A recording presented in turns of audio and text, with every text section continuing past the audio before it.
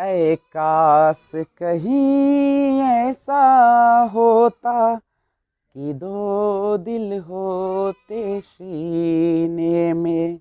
ऐ काश कहीं ऐसा होता कि दो दिल होते सीने में। एक टूट भी जाता इश्क में तो, एक टूट भी जाता इश्क में तो, तकलीफ ना होती जीने में।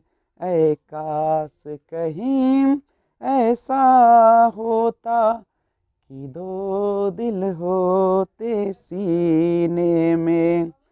सच कहते हैं, सच कहते हैं लोग कि पी कर रंग नशा बन जाता है। कोई भी हो रोग ये दिल का दर्द दवा बन जाता है। आग लगी हो इस दिल में, आग लगी हो इस दिल में, तो हर्ज है क्या फिर पीने में, तो हर्ज है क्या फिर पीने में।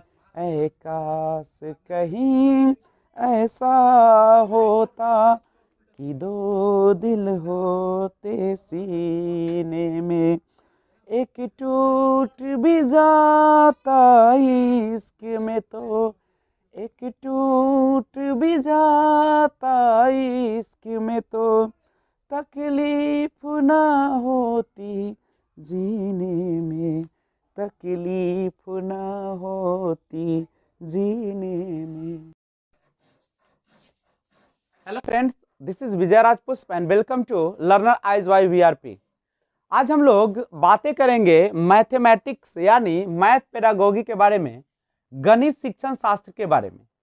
लेकिन मैं आपसे पहले एक बात बता दूं कि आप जब वीडियो देखें तो स्किप करके मत देखें, क्योंकि हो सकता है कि आप जिस चीज को स्किप कर रहे हैं वही आपके एग्जाम के लिए महत्वपूर्ण हो जाए। और वीडियो पूरा देखने के बाद ही इस चैनल को अच्छा लगे तो सब्सक्राइब करें, अदरवाइज सब्सक्राइब मत कीजिएगा। और लास्ट में आइए एक और बात कहूं कि आप अगर चाहते हैं कि सीटेट में बेहतरीन ढंग से आपको मार्क्स ऑब्टेन्ड हो, तो उसके लिए आप रेगुलर प्रैक्टिस करते रहें और प्रीवियस ईयर देखते रहें। तो आज स्टार्ट करते हैं फिर से मैथ पेडागोगी में। सबसे पहले आज मैं लेकर आया हूं एनसीएफ स्पेशल मैथमेटिक्स का नेशनल करिकुलम फ्रेमवर्क। तो ध्यान दिया जाए, क्या कहता है हमारा एनसीएफ मैथमेटिक्स में। सबसे पहले समझिएगा, जो हमारा एनसीएफ सबसे ज्यादा जोर देता है वह देता है मैथमेटाइजेशन पर। मैथमेटाइजेशन का मतलब होता है गणितीयकरण।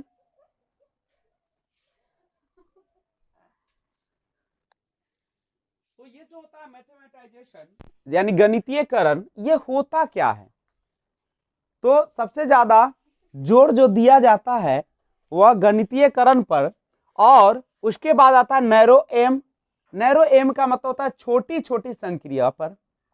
उसके बाद हायर एम, उच्च लक्ष्य, और कोहेरेंट यानी जोड़कर, इंपॉर्टेंस महत्वपूर्ण या महत्व, और एम्बिशियस आकांक्षाएं। आइए सबके बारे में एक एक करके बातें करें। गणितीयकरण का मतलब क्या होता है? यानी जब आप कहते हैं कि गणितीयकरण में गणित को पढ़ाया जाए, इसका मतलब क्या होता है?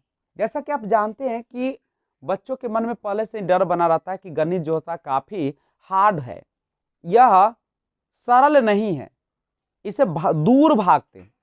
तो आपको वर्ग में शिक्षण या अधिगम के दौरान आपको इस तरीके से गणित को पढ़ाना है ताकि बच्चे के अंदर रुचि उत्पन्न हो, बच्चे उसे जुड़े, बच्चे को आनंद आए और लगाव हो जाए।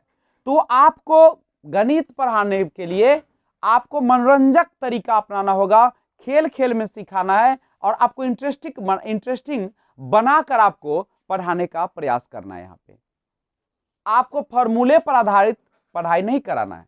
आप उसको कह सकते हैं कि आप उसे बेहतर और रुचिपूर्ण बनाकर ही पढ़ाएं।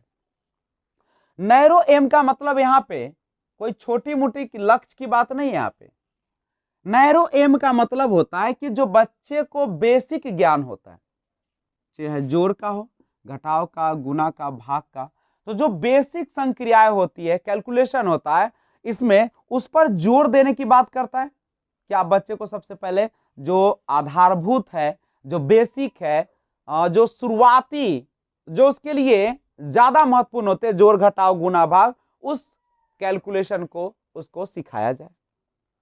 और हायर एम, उच्च लक्ष्य का मतलब है कि जो बच्चे को आपने ये जो संक्रिया सिखाया बेसिक, अगर इसको हम मान लीजिए कि हमको बॉड मास पढ़ाना है, तो ये जो बॉड मास होगा या इसे रिलेट करके जो आगे थोड़ा सा पढ़ाते हैं, वही कहलाता है आपका हायर एम, यानी जिसमें हम बॉड मास का यूज करते हैं या और इस जोड़ घटाव गुना भाग को रिलेट करके बड़े बड़े कैलकुलेशंस को करते हैं।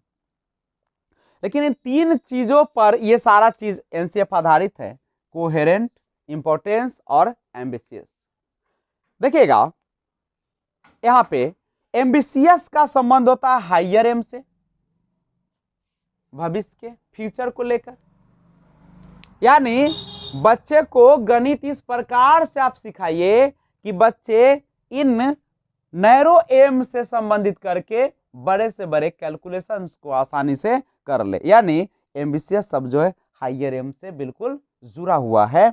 और इंपॉर्टेंस का मतलब यह है कि महत्वपूर्ण का, कि यह आपके बच्चे को किससे जोड़कर पढ़ाना है, डेली लाइफ से, दैनिक दिनचर्या जो होती है, जो आसपास उसके होते हैं, जो उसके जीवन में उपयोगी होते हैं, जो उसके जीवन में काम आने वाले होते हैं, उनसे जोड़कर पढ़ाने की जो प्रक्रिया है, वही आपका इंपॉर्टेंस आता है। और कोहेरेंट का मतलब होता है जोड़कर। जोड़कर मतलब क्या, आप जब गणित का शिक्षण दे तो न केवल वह गणित में काम आए, बल्कि एक ऐसी शिक्षण कराना है जिसमें वह जुड़े, एक विषय दूसरे विषय में काम आए, दूसरा तीसरा में काम आए, यानी इस तरीके से आप पढ़ाए कि सभी विषय एक दूसरे से जुड़ जाए, सबका संबंध एक दूसरे से स्थापित हो जाए।